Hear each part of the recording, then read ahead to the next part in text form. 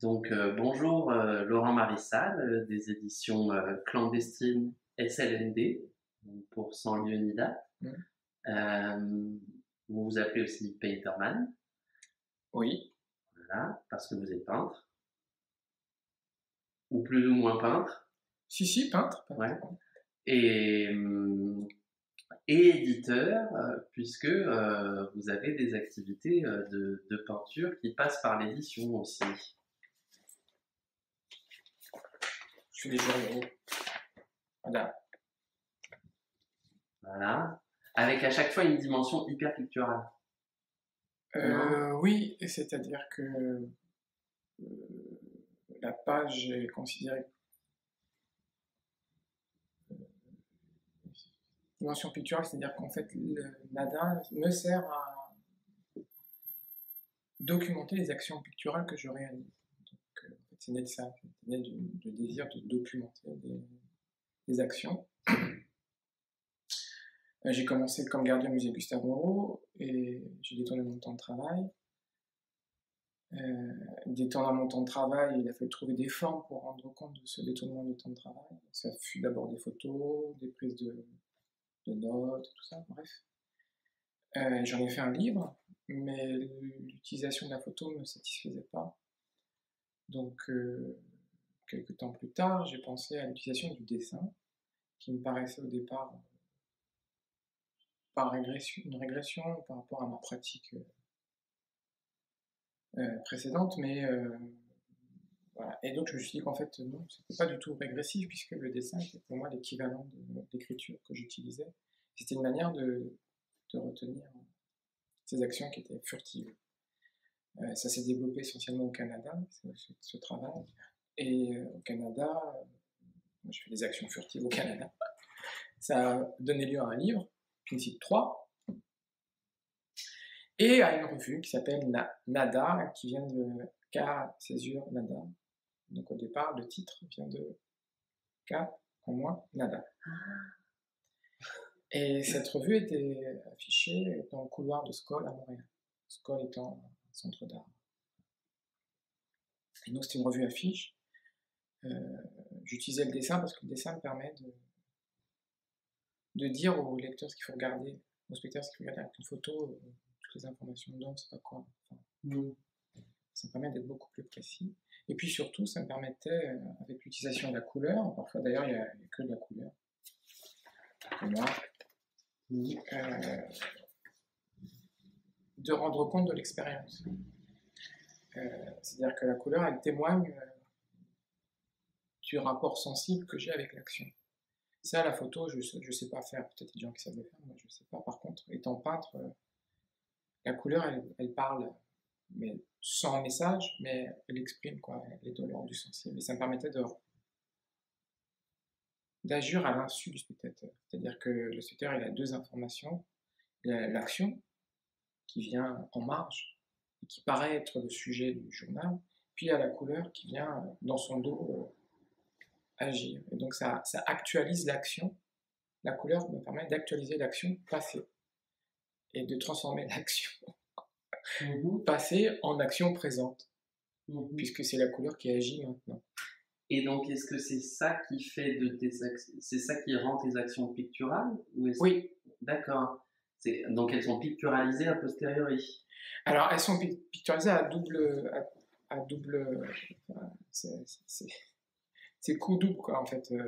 C'est-à-dire que quand je fais l'action, elle a une dimension picturale parce que je la pense picturalement cette action. Je sais pas quel exemple je pourrais donner parce que là le dernier truc c'est que je déplace la plaque de Guattari qui est sur sa tombe, je la déplace sur d'autres tombes. Donc ça crée des rapports inédits entre Guattari et Auguste Blanqui par exemple. J'ai posé la plaque pendant une nuit de Guattari sur la tombe d'Auguste Blanqui. Et pour moi, ce rapport-là, inédit, entre Blanqui et Guattari, il est d'ordre pictural. Mais comment je traduis ça? Je peux le traduire par un dessin. Ce rapprochement. C'est-à-dire que pour moi, la peinture, elle est d'ordre de... C'est une question de rapport. Il y a quelque chose en rapport. D'accord. De créer un rapport. Mais ça pourrait être aussi bien du collage, alors, ça, ce rapport. ou de la sculpture, mais c'est de la peinture parce que c'est toujours compliqué, mais Pour moi, c'était la couleur qui faisait qui pictorialisait justement. dans le nada, mais Ouais. quand, quand je fais l'action, étant peintre de formation et de pratique,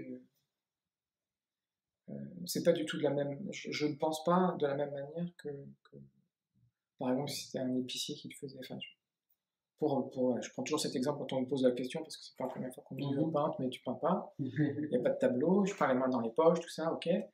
Mais même les mains dans les poches, par exemple, quand je regarde la mer, ou je sais pas, la Tour Eiffel, et qu'à côté de moi, il y a un écrivain qui regarde la même chose que moi, et puis un flic ou un mec des RG qui regarde le paysage, bah, le mec des RG, il va pas regarder la mer de la même manière que moi. Et puis le flic, il va pas regarder la mer de la même manière que moi. Et un migrant, il va pas regarder de la même manière que moi, la mer. Donc, cette histoire, ce contexte qui forme le regard, bah, l'action en est aussi le témoin.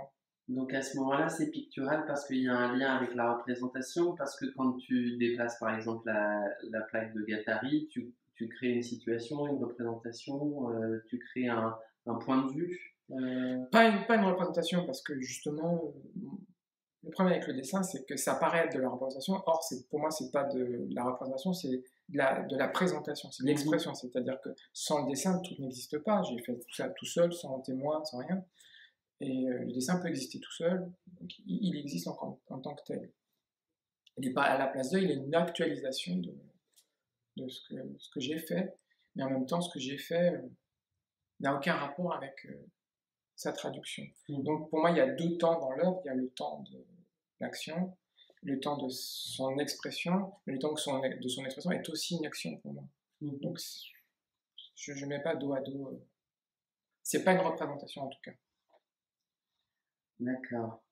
Donc, je pense qu'on a bien compris que chaque nada est lié donc à une action clandestine que tu as fait avec différents complices dans différents lieux. Est-ce que tu peux nous parler un petit peu de la forme que ça prend et donc de ce côté journal mural, de la façon dont tu le distribues? Alors, déjà, la façon dont c'est produit, ça me semble important. J'ai pas d'argent.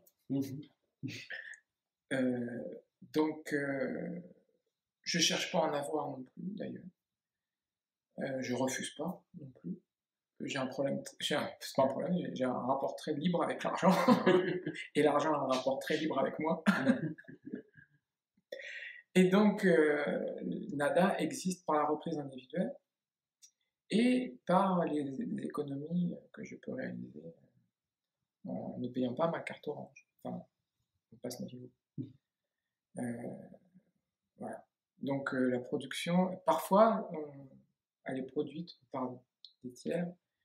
Il y a 2 ou 3 numéros comme ça, puis il y en a un à venir comme ça, mais c'est très rare. Généralement, c'est autoproduit par les économies que je fais.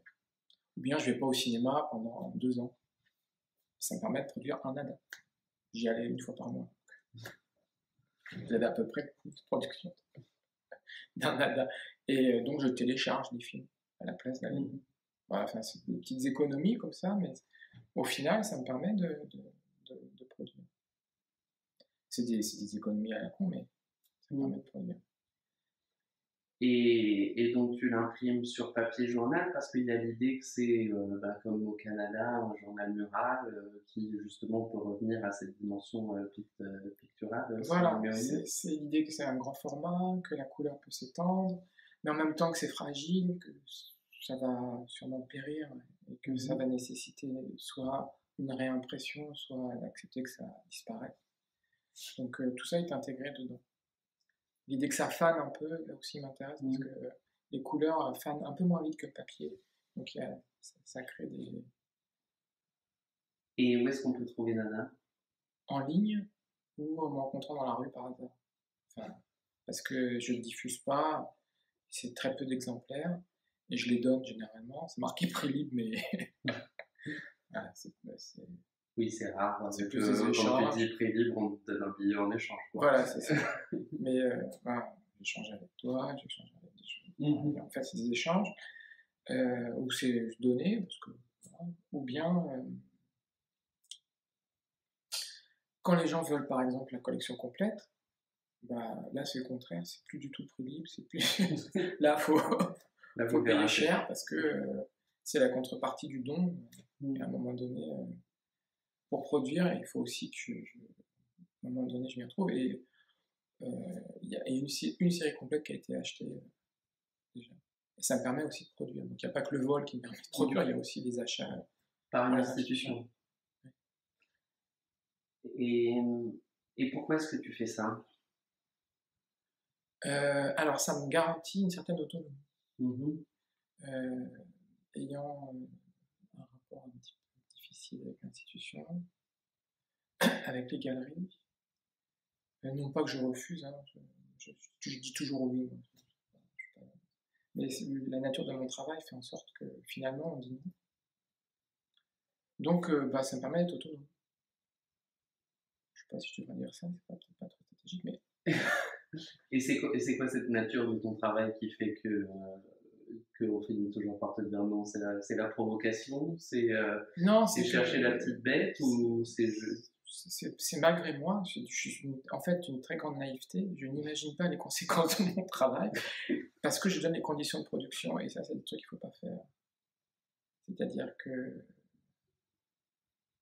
pour un exemple, j'ai fait un numéro de Nada sur mes aventures avec le Bibendum, c'est-à-dire l'école d'art de Michelin, l'école d'art de Clermont-Ferrand. L'école d'art de Clermont-Ferrand, donc, m'avait invité à parler du travail, j'ai parlé du travail, et les actes du colloque devaient être publiés. Je devais proposer, c'était carte blanche, un texte, donc je devais parler de ce que j'avais fait. Mais j'ai rajouté un tract d'ouvriers en grève, un entretien que j'ai réalisé avec un ouvrier aussi en grève, chez Michelin, et une interview avec Robert Linhart. Et donc tout était accepté, l'interview de Robert Linhart, un texte que j'ai fait sur mon travail précédent, sauf l'article concernant les ouvriers en grève de chez Michelin, alors que c'était destiné à une école d'art.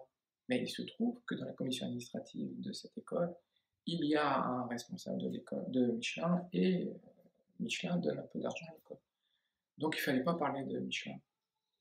Donc j'ai été jarté des actes du colloque, mais j'ai Nada qui m'a permis de diffuser et l'information et l'interview de cet ouvrier de chez Michelin et les conditions d'expression et de réalisation de ce travail.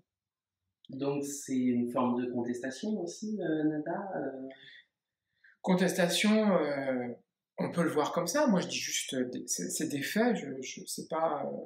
Souvent, j'ai l'impression que je suis perçu comme quelqu'un de. Mais c'est moi, je donne juste des faits. Enfin. Oui, mais il y a un aspect de militantisme quand même. Les faits sont pas des faits. Déjà, tu choisis des faits. Tu parles pas de. Wittgenstein dit le monde est la totalité des faits. Tu peux pas parler de la totalité des faits. Tu choisis des faits qui, toi, te paraissent importants. Oui, mais Wittgenstein aussi, il explique que la signification, c'est l'usage et le contexte. Si je suis dans la signification, c'est-à-dire dans l'usage. Et quand je suis dans une école d'art et qu'on m'invite à parler du travail, je parle du travail. Oui, c'est vrai qu'il devrait pas. L'équation me paraissait. Enfin, c'était pas la totalité des faits, c'était quelques faits qui me paraissaient assez aimantés. Clermont-Ferrand, Michelin, égale censure en fait. Enfin, alors là, tu parlais pas du travail, on te demande de parler du travail et tu parles de la grève. Et ça me paraît assez symptomatique de ton travail. En même temps, ils auraient pu s'en douter, ils te connaissent avant de t'en douter. C'est-à-dire que, Laurent Marissal, vous avez quelque chose contre le travail? Oui, j'ai quelque chose contre le travail quand il s'agit du travail qui est une exploitation. Donc oui, j'ai quelque chose contre le travail. J'ai pas quelque chose contre la pratique, j'ai pas quelque chose contre faire des choses. J'ai quelque chose contre l'exploitation, oui. Et ça a nourri mon travail, mon œuvre, depuis le début. C'est-à-dire que une grande partie de mon travail consiste à contester l'exploitation et trouver des formes qui permettent de récupérer et de transformer l'exploitation en émancipation. Et ce que j'ai fait aux musées Bussano, c'est ça, c'est transformer l'exploitation en émancipation, c'est-à-dire que le temps de travail où j'étais gardien, bah, je suis redevenu peintre en le récupérant. Quand je suis prof en ce moment dans une école, bah, c'est pareil. En fait, je continue à peindre. Je parle pas, je peins. Et question un peu naïve, mais qu'est-ce qui différencie l'exploitation de l'émancipation et comment est-ce qu'on transforme l'exploitation en émancipation? Non, on parle plus de nada. L'exploitation, c'est quand je suis payé pour faire un travail dont je ne retire aucun bénéfice. D'accord. Je vois Karl Marx là. Ça vient de Karl Marx.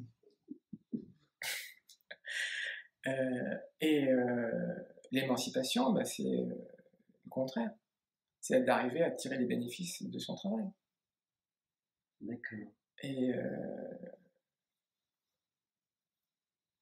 arriver à transformer l'exploitation en émancipation, c'est à partir du moment où, par exemple, l'État me paye à être gardien, mais que le même État paye l'édition du travail où je conteste ma situation de gardien, je récupère mon travail. C'était ça la magie avec Leszek Rogowski qui a publié mon bouquin, c'est qu'il a compris ce truc et qu'il a été complice de cette transformation. C'est-à-dire que le ministère de la Culture a financé, malgré lui, mon travail de peintre, qui a été publié par l'université, financé par l'État. Donc c'est un renversement. Parfait, merci.